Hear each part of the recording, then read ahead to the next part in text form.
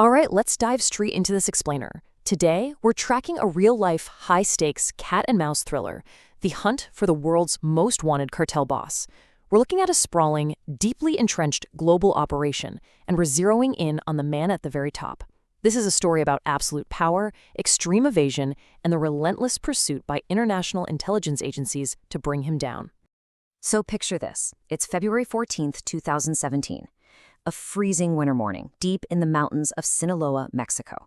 A squad of Mexican Marines is creeping through a dense pine forest, their boots practically silent on the wet earth. They're tracking a signal, right? Just a faint cell phone ping radiating from a super remote ranch. They finally breach the perimeter, and inside, just sitting at a table eating breakfast, is Ismael Zambada Garcia, better known as El Mayo. This guy has been running the Sinaloa Cartel for decades. But here is the crazy part. He is actually not the man they're hunting. They are looking for a new, younger phantom. Which brings us to part 1, the heir apparent. To really understand who this phantom is, we have to rewind just a bit to 2016. That's when the infamous cartel boss, El Chapo, was handed a life sentence in a U.S. supermax prison. And stepping right into that massive power vacuum was his son, Iván Archivaldo Guzmán Salazar. He's part of a triumvirate known as Los Chapitos, or the Little Chapos.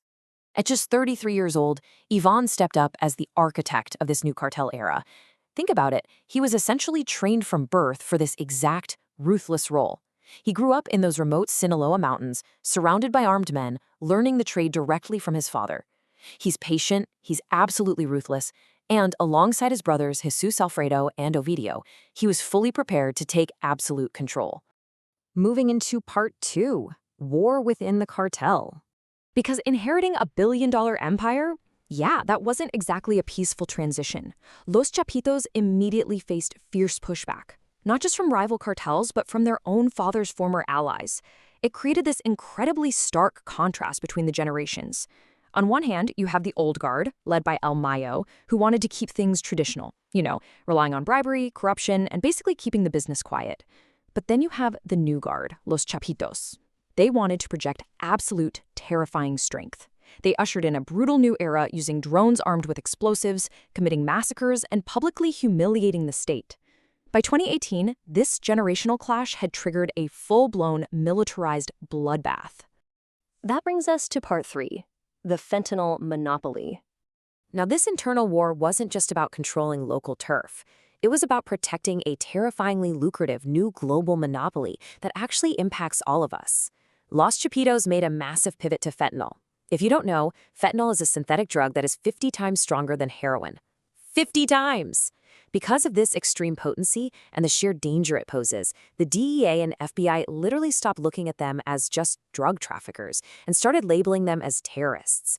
They systematically undercut their competitors to build a monopoly, flooding the U.S. market with this synthetic, which has tragically resulted in the deaths of tens of thousands of Americans every single year. Let's track how this all escalated over just a few years. In 2016, El Chapo gets extradited. By 2020, Los Chapitos launched their all-out war against El Mayo's faction. But the pivotal moment is right there in 2019. The Mexican government actually managed to arrest Iván's brother, Ovidio. What happened next was a total, unprecedented humiliation for the state. Heavily armed cartel gunmen completely flooded the streets of Culiacán. They surrounded the police with vastly superior firepower and literally forced the government to release Ovidio. It wasn't until January 2023 that authorities finally managed to arrest Ovidio again and get him extradited to the U.S. Part 4. Evading the law. That absolutely brazen display of military power in 2019, that put a massive target on their backs. And with Ovidio out of the picture by 2023, Iván became the undisputed #1 target for international intelligence agencies. To show you just how serious the United States is about taking him down, they slapped a $10 million bounty on his head. That is a mind-boggling amount of money, and it's one of the largest bounties ever offered for a drug lord in history.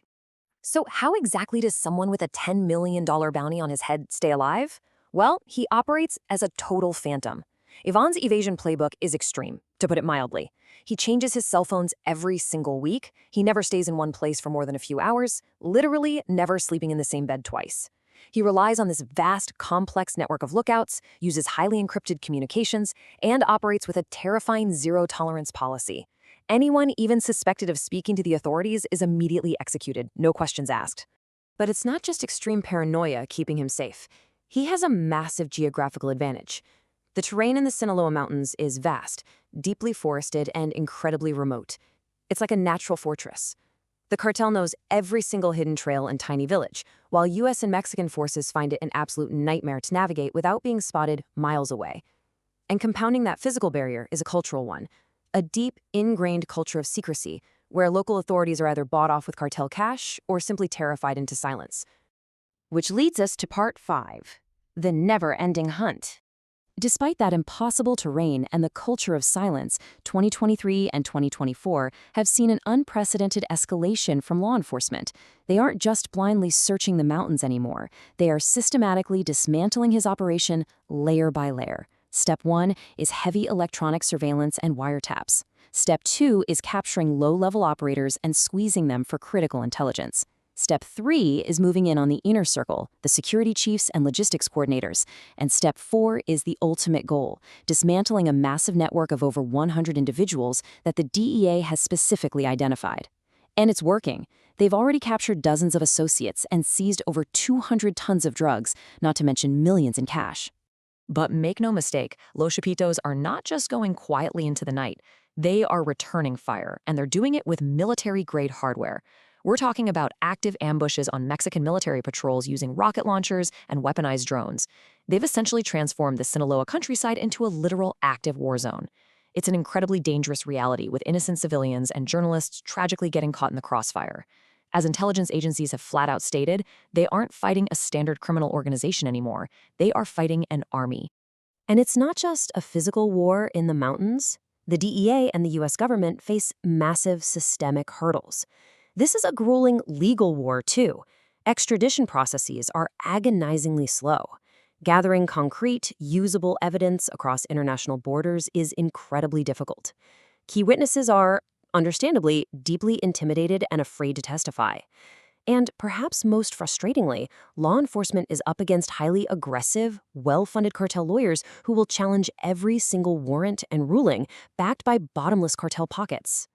So, as we wrap up this explainer, we're left staring at a pretty sobering reality. The joint operations are pushing forward, that $10 million reward is absolutely still on the table, and maybe one day a cell phone will ping just a little too long, or a convoy will be spotted, and Iván will finally be taken. But we have to ask ourselves a really haunting question. In this relentless, endless cat-and-mouse game, is true victory even possible? Or, in the world of global drug trafficking, does power never really disappear, but just simply change hands once again?